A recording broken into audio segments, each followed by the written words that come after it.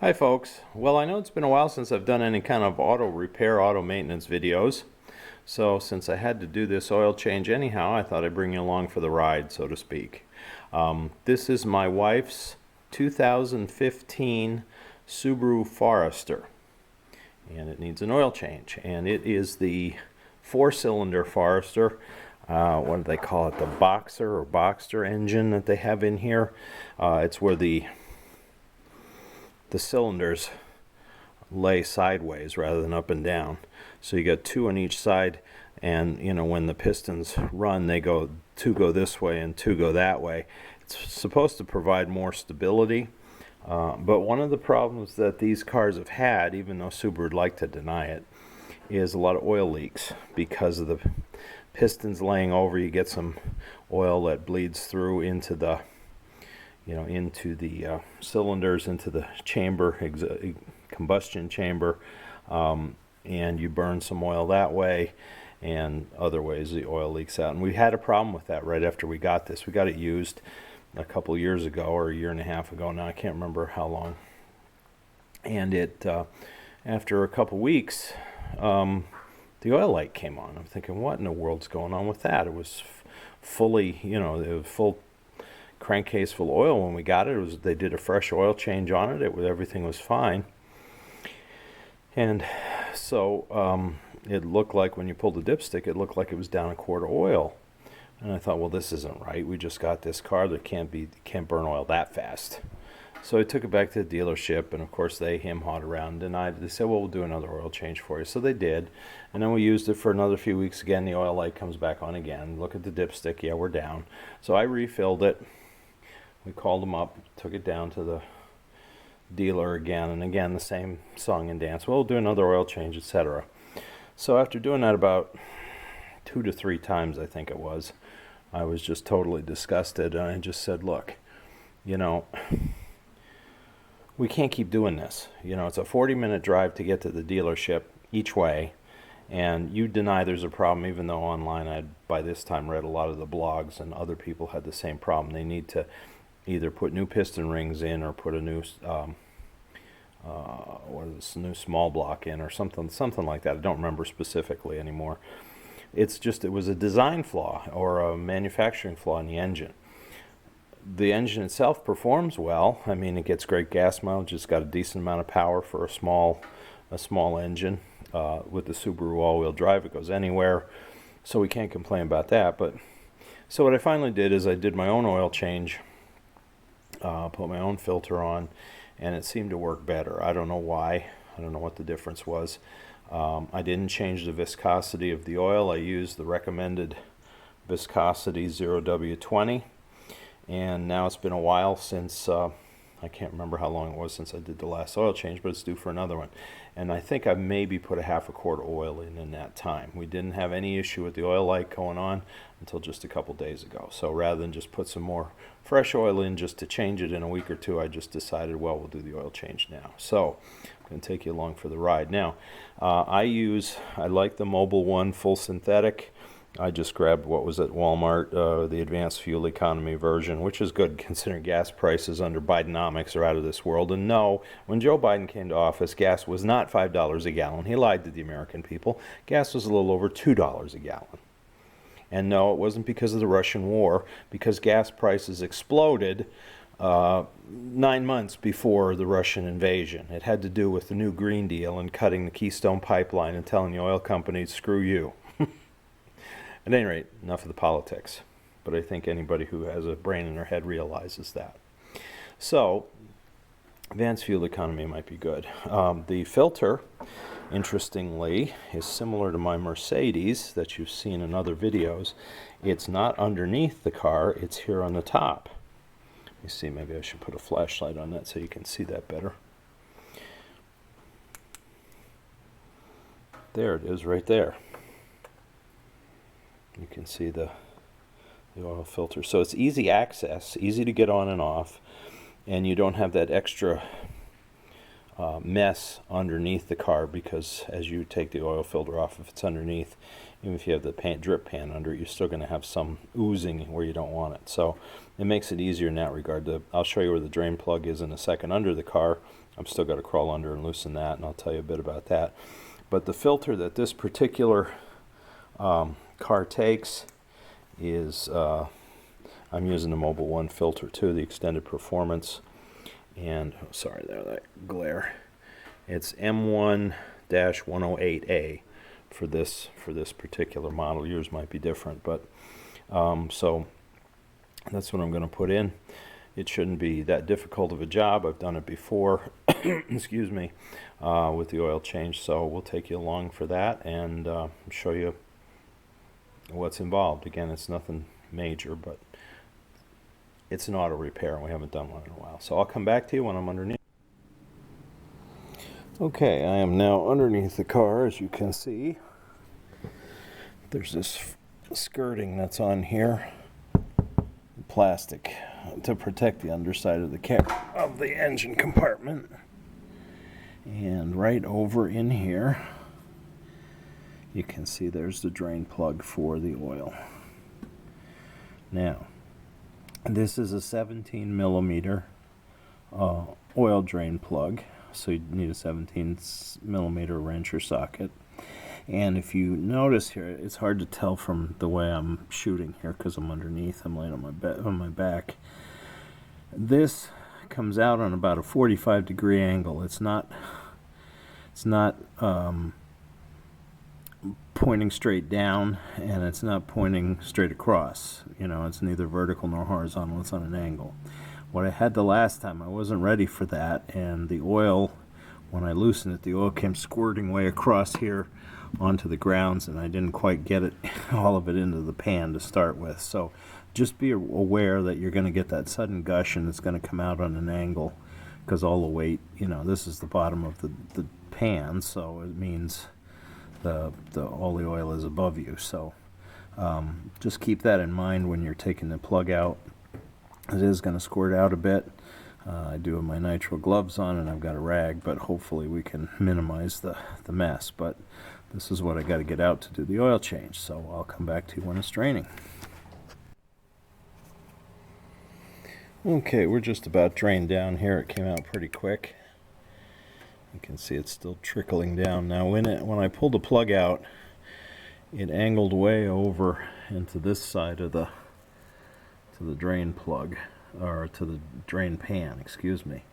And with a lot of force. So the other thing that I did to try to make it a little less of a mess, now if you have a lift, it's not as much of a problem, but if you don't, like I don't, I used, once I got it started getting loose, you know, once I kind of broke the seal on the plug, and I was hand loosening it, what I did was I used my left hand. I can't do this and hold the light at the same time, I don't think. I used my left hand here and was turning the plug out from as much on top of it as I could get, so that when it came out, it wouldn't just gush down over. I did get some on my hands, but it didn't make as big of a mess as if I'd have been underneath it, because it would have just came right all over my hand, right down my arm. And of course that's a mess to deal with. So just a little tip there that I learned. I made that mistake the last time, but hopefully, and there's a little bit of residue oil there I'll have to wipe off on this plastic guard here, so not a big deal. So I'll let it finish trickling out. I'll go back up top and take the filter off, and then that'll help to you know, finish the evacuation of the oil, and I can get ready to put some fresh in. Hang on. Okay, I had already taken the oil cap off the fill opening before I got under there, just so that there would be a way for the pressure to be out, any kind of pressure to be in the system that would come out, so it'll drain better. Usually I do that. If I don't do it at the beginning, after it's draining out, I'll take it out. So I got to take it off anyhow to put the fresh oil in. So my next move here is to take the filter off, and even though it's up here, let's see if I can keep that light where you can see it. That might work. I will use little wrench, removal wrench, oil filter removal wrench. This is a smaller of the two sizes because it's a small filter. And if you've never used one of these, they're very simple. If you've seen my other videos, you've seen me in action with them. Sorry, I'm blocking my light there. You just get around the edge like that, just a grip on it, and just a slight turn just to get it started, because it's snugged up. It's not on real tight. Just to get it started, to get it off. Just like that. And then once you got it loose enough with that wrench, it spins right off like this. Not a big deal. And I will lift this up so I don't get a lot of oil everywhere. You can see there's a fair amount of oil in there. I'll set this aside. I'll put this into the oil drain pan and let it drip out a bit before I get rid of it, get the rest of the oil out of there. People say, well, what do you do with the old oil, the dirty oil? Well, you know, of course, you dump it in the local stream. No, I'm only kidding. Please don't send the EPA near me. There are usually some oil recycling places available. Now, I know locally what happens is some of the auto repair shops around here will burn oil in their in-shop heater for the wintertime. So they're always looking for old oil to burn. And what I'll do is when my barrel that I store it in gets full, I'll take it there and give it to them. I mean, I don't want it anymore, and if they can use it to save some money in keeping their shop warm in the wintertime, hey, it's a win-win. So, but if you can't do that in your area, maybe you even have that kind of an oil burning situation in your shop where you're living. I don't know. If you're out in the country, you might be able to. But I found that that's the simplest way to deal with it. So, at any rate, I'll get rid of this, and now I'm going to wait until I'm sure that everything's drained out of there, and then I'll put the drain plug back in, put the filter on. Well, I can put the filter on now. Put the filter on, and then we'll put the drain plug in, and then fill the crankcase with fresh oil, and we'll be done. So I'll come back. Okay, the new oil filter is in and in place where it belongs. And one of the things that I wanted to do this time, I don't always do it in my cars, and I don't know why. I do it on my tractors. Idea I got from my son, the mechanic. I wrote the mileage down in marker. I don't know if you can see that. It's pretty bright. Wrote the mileage down in permanent marker on the side of the filter, and then also I have on there, it's around to the back, you can't see it, the date when I did the change. If you're like me, you don't always keep good records with that, and you might not want to rely on those little idiot messages that pop up from the car's computer that say time to do an oil change, and depending what kind of oil you're using and filter, that interval may vary too. So this way I can, every time I check the oil, I can look down and say, oh, that's what the mileage was, and I can compare it to where I am and see how soon I need to do another oil change. So just a little tip. A couple other little things that I wanted to mention, I probably should have mentioned before. First of all, with the oil plug, I did put that back in. If you ever need to, first of all, what I do is after it's drained, I'm ready to put it in, I will wipe it off pretty good so I don't have any old oil residue on it. Careful when you put it in that you don't cross thread it, make it good and snug. And I will check after I refill this and start the car up just to make sure there are no leaks underneath too. But what you can do, if you want a little bit better maintenance with your vehicle over the years, and I haven't done that with this one yet, I have done it with other vehicles, is get a replacement oil plug that has a little magnet tip on the end of it. You can get those at the auto parts store. They get the size to match your particular vehicle, and they're not all that expensive. What this does is, if you have any fine metal shavings in your engine somewhere, just wear or a mistake, a residue from milling or forging in the factory, whatever, if there's any of that in there, that can damage your cylinders, it can damage your engine in some respects. So what that little magnet does is when the oil flows through your engine when it's running, or even when it stops, is it attracts those metal shavings to the magnet and holds them there. That way when you do your oil change, you pull it out, you can wipe the metal shavings off the end of the plug, and suddenly then you don't have to worry about that floating around your engine anymore. So it might be a little tip to save the life of your engine.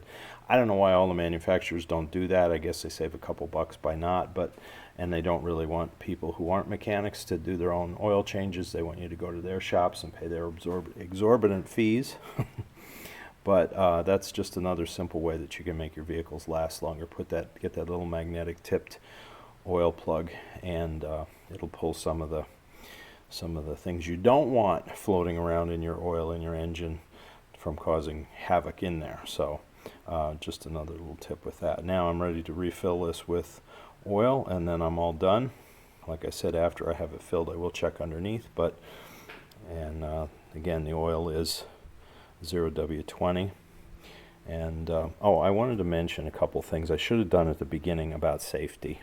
First of all, like I said, I don't have a lift, so I use these ramps, and I've used these for several different vehicles. They are safe, they do work. You just have to be careful when you pull up on them. I will pull the car in here and then slide the bottom edge of the ramp there right to the front of the tire so that I know I'm lined up properly, that I don't get it off sideways, and I don't have to worry about any problem with that it would tip off, both ramps. And then when you drive up, you get it on the top. There's a bump, a raised edge on the back and the front to kind of cradle the tire so you know when you're in place. After I get it to that position, I keep my foot on the brake, put it into park, and then set the emergency brake so that it can't go anywhere. That way you know you're safe to work underneath. You can also chock the back wheels if you feel that's necessary too, to make sure that it doesn't move.